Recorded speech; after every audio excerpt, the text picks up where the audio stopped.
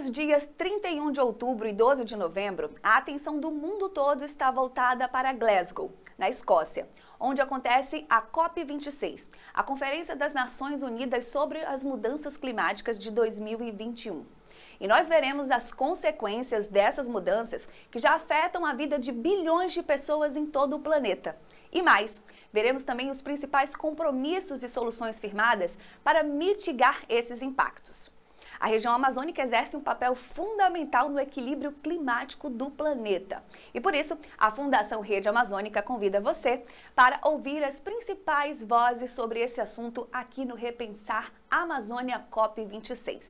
E o palestrante de hoje é o Dr. Adalberto Luiz Val, que é biólogo, professor universitário e pesquisador no Instituto Nacional de Pesquisas da Amazônia, o INPA.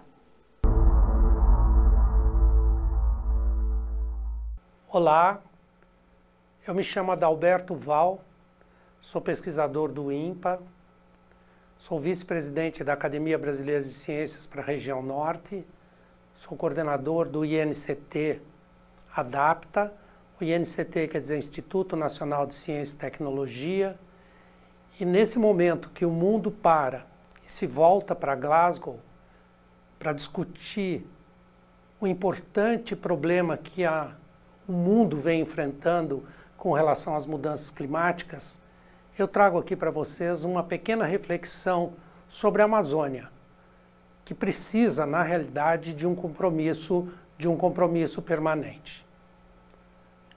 Deixo aqui dois endereços, o meu e-mail, dalval@impa.gov.br, e o meu Twitter, val_amazon. Se você quiser entrar em contato, perguntar ou discutir, a gente está à disposição. Quando a gente fala sobre a Amazônia, a primeira questão que vem é: o que é a Amazônia? A nossa tendência é pensar na Amazônia como um espaço pequeno. Mas, pelo contrário, a Amazônia tem dimensões continentais. E ela reflete uma história muito longa, de mais de 65 milhões de anos. Essa parte vermelha que a gente vê nesses mapas mostra desde o primeiro lá, quando começa o levantamento da Cordilheira dos Andes, cerca de 65 milhões de anos atrás, até o momento atual, quando a cordilheira está completa, mas continua ainda com os seus movimentos. Portanto, a Amazônia é uma história de movimentos tectônicos e de mudanças climáticas. Nesse período que a gente tem aí, de 65 milhões de anos, a gente já tinha muitos organismos vivendo na Amazônia. Por exemplo, os peixes. Essas setas verde e rosa indicam os momentos que a gente teve o aparecimento dos principais grupos de peixes que a gente tem na região. E isso aconteceu antes desse processo de formação completa da Cordilheira dos Andes. Portanto, esses organismos que estão vivendo aqui na Amazônia, principalmente os peixes, mas também as plantas, outros vertebrados, já existiam aqui quando essa região começou a ser formada. Como eu disse, a gente precisa pensar a Amazônia como uma região de dimensões gigantescas, né? A Amazônia, o bioma amazônico, se estende por todos os países do norte da América do Sul, né? E ocupa a maior parte do território brasileiro, cerca de 60% do território brasileiro, representada aí nesse gráfico do meio por essa parte verde, comparativa à parte vermelha do mapa do Brasil. No último mapa embaixo, nesta projeção, a gente vê a Amazônia na mesma escala de países da Europa, contidos nesse espaço amazônico. Portanto, a questão de escala da Amazônia é extremamente importante quando a gente pensa nas mudanças climáticas de uma maneira geral. Em outras palavras, não adianta a gente pensar soluções pequenas, nós precisamos pensar soluções que sejam continentais para que a gente possa desenhar processos de conservação desse imenso bioma amazônico que guarda uma riqueza inigualável do ponto de vista da biodiversidade, tá certo? Além destas características, nós temos uma diversidade muito grande ambiental. Se eu tivesse que escolher uma única figura para representar isso, eu escolheria o encontro das águas do Rio Negro com o rio Amazonas, tá certo? Essas águas brancas e as águas pretas, que têm características químicas muito diferentes, né? As águas ácidas do Rio Negro, com muito carbono orgânico dissolvido, mas poucos nutrientes, em contraste com as águas brancas, que têm pH mais neutro, pouco carbono orgânico dissolvido, muito material em suspensão vindo dos Andes e relativamente mais rica que o Rio Negro no que se refere a esses nutrientes. Próximo, por favor. E nesse contexto todo existe uma diversidade, eu vou de novo voltar aqui para os peixes, imensa nessa região. São mais de 2.700 espécies de peixes, tá certo? Aí algumas dessas espécies, peixes ornamentais, como o cardinal tetra, o peixe-bandeira, tá certo? Mas as piranhas, o peixe elétrico, a piraíba e assim sucessivamente. São mais de 2.700 espécies. Cada vez que nós vamos para o campo, uma nova espécie de peixe é descoberta e que precisa ser descrita.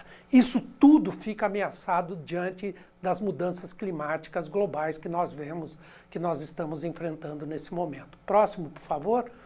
Também nós não podemos esquecer, é vital que mencionemos isso. Nós temos uma população apenas do lado amazônico, do lado brasileiro da Amazônia, de cerca de 25 milhões de pessoas, que geram cerca de 9% do PIB brasileiro. Essas pessoas, junto inclusive com as dos demais países amazônicos, têm uma identidade regional extremamente característica, que são alguns dessas características mencionadas aqui. Baixo IDH, né, o Índice de Desenvolvimento Humano, matriz cultural comum, são mais de 300 grupos indígenas habitando essa região, uma baixa densidade demográfica, muito das pessoas que habitam a Amazônia moram em torno das cidades ou nas cidades de uma maneira geral, tá certo? Então uma alta concentração urbana, né? Se a gente tivesse que resumir essas características, a gente pode dizer que a Amazônia é um eldorado de diversidades ambiental, biológica e cultural. E este eldorado de diversidades, evidentemente, sofre os impactos das mudanças antrópicas todas, e entre elas, a mais importante nesse momento é, sem dúvida, as mudanças ambientais, né? Mas um aspecto importante que a gente precisa mencionar aqui é a informação que esses organismos todos que habitam a Amazônia foram, na realidade, concentrando ao longo desses 65 milhões de anos que tem desde o começo do levantamento dos Andes até hoje, tá certo? Acessar essas informações é de vital importância para a nossa qualidade de vida.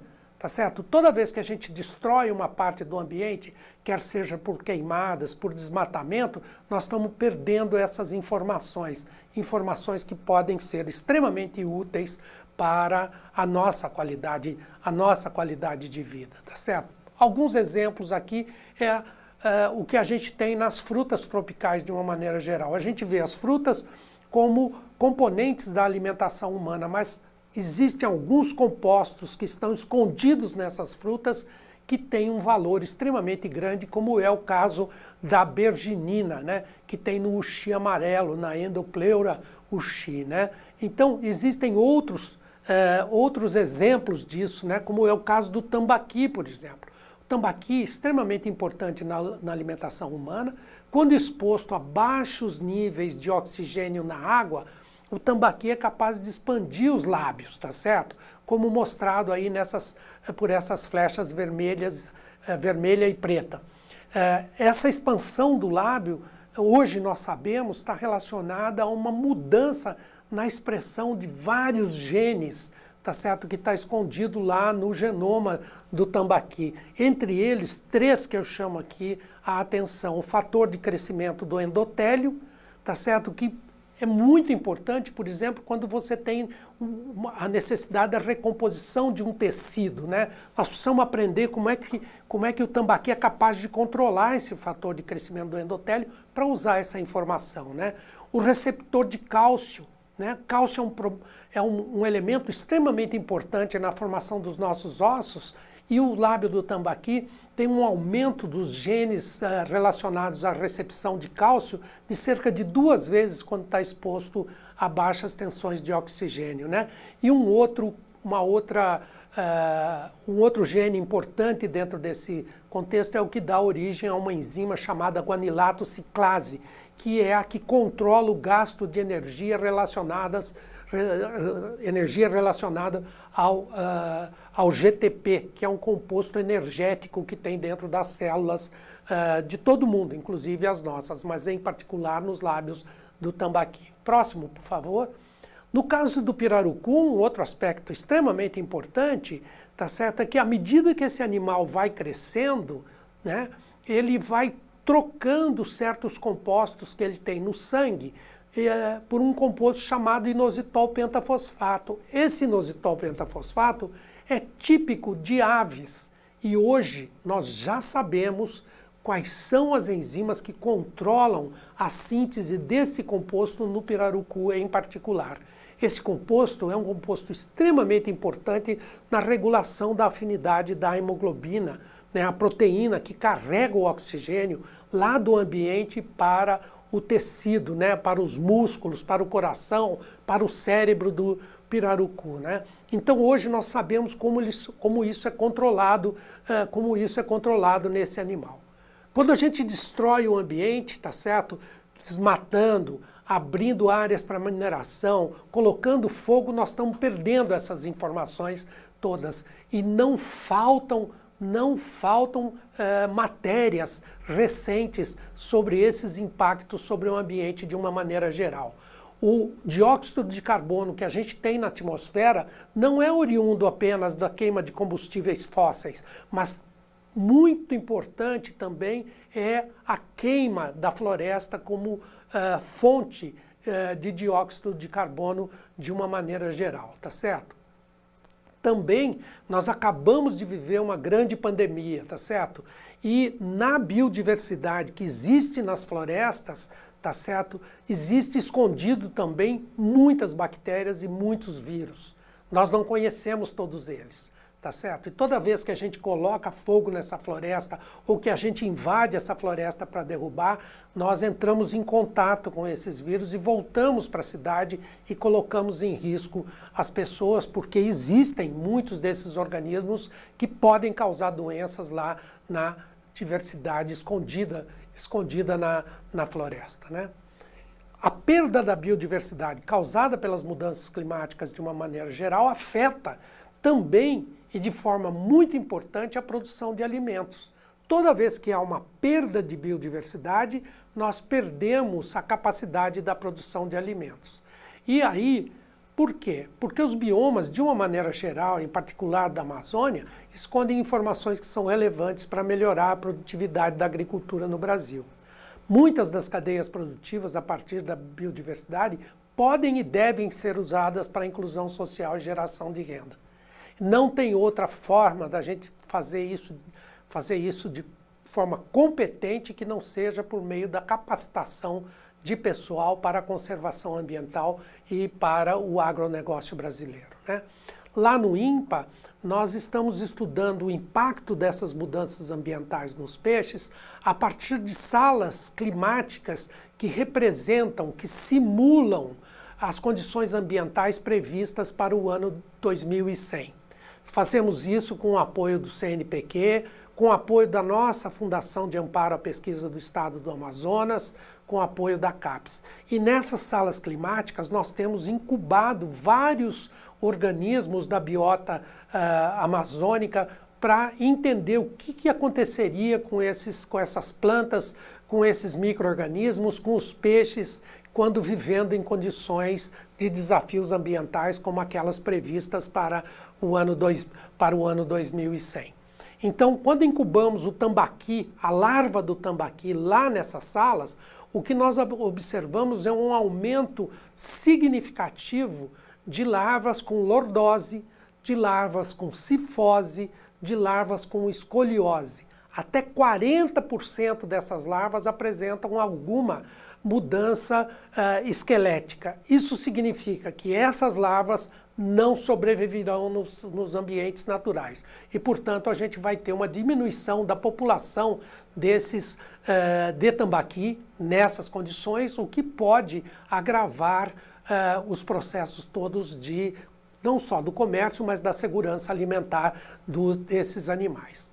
Um outro aspecto importante que nós aprendemos também a partir desses estudos é que vários grupos de peixes da Amazônia já vivem perto da temperatura crítica deles. E se você pegar ali a barra menor, ela se refere aos caracídeos, e os caracídeos incluem os principais organismos que a gente utiliza na alimentação. Tambaqui entre eles, jaraqui, matrinchã e assim sucessivamente.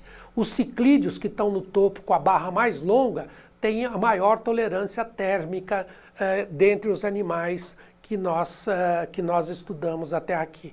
Portanto, nós precisamos tomar muito cuidado porque o aumento das mudanças climáticas resultam num aumento da temperatura do sistema. E uma pequena mudança na temperatura das águas da Amazônia pode trazer problemas extremamente sérios para a sobrevivência desses nossos peixes utilizados na alimentação humana.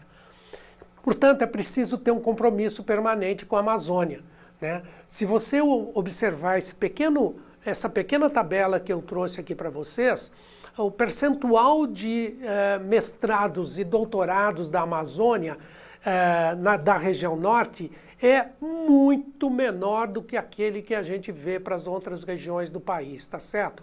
Se a gente considerar o percentual de titulados por percentual da população, não chega a 0,5 na região norte, enquanto ela chega a 1,41 na região sul, 1,22 na região sudeste do Brasil. Portanto, nós precisamos acelerar o processo de capacitação de pessoal, acelerar os processos de fixação de pessoal, para que a gente possa conhecer o ambiente que a gente está vivendo e encontrar alternativas para que a gente possa mitigar, tá certo? Reduzir os impactos das mudanças climáticas de uma maneira geral, tá certo? Mas o que a gente viu até agora ao longo da história, tá certo? Foi uma concentração, né? Uma concentração das atividades todas do lado do Atlântico, né? Do lado sul, sudeste e atlântico do país, né? Como quer seja considerando lá no mapa verde a presença de institutos de pesquisa, quer seja grupos de pesquisa no mapa cinza ou nos mapas claros embaixo, a partir de várias outras iniciativas. É como se a Amazônia ainda não fizesse parte da agenda nacional. Eu tenho chamado isso de fator Tordesilhas, tá certo? Esse fator Tordesilhas é como se a gente mantivesse a linha que dividiu o mundo, tá certo, em duas partes, né? E aí a parte do lado do Atlântico, né, seria a parte dos portugueses e aquela outra parte a parte dos espanhóis. Com a conformação do território brasileiro, a gente ainda manteve aquela parte isolada. Nós precisamos romper com esse fator Tordesilhas para que a gente possa trazer desenvolvimento sustentável para a Amazônia, inclusão social e geração de renda, de tal forma que a Amazônia possa fazer parte da agenda brasileira. Próximo, por favor. E para isso a gente precisa buscar redução no desmatamento. Eu acho que a gente precisa ter como meta o desmatamento zero. É possível ter inclusão social, é possível ter desenvolvimento econômico sem desmatar a floresta. Nós precisamos ter pesquisadores e professores treinados e fixados na Amazônia, uma infraestrutura apropriada para a ciência, não 2 ou 3 ou algumas poucas universidades, mas muitos institutos de pesquisa para dar conta dessa região, como disse, continental. Precisamos ter educação básica conectando as pessoas aos seus ambientes e não fazendo com que elas se desliguem dos seus ambientes. um centro de dados robustos para a Amazônia, inclusão social, e precisamos considerar as características culturais e as necessidades locais ao desenhar esses processos.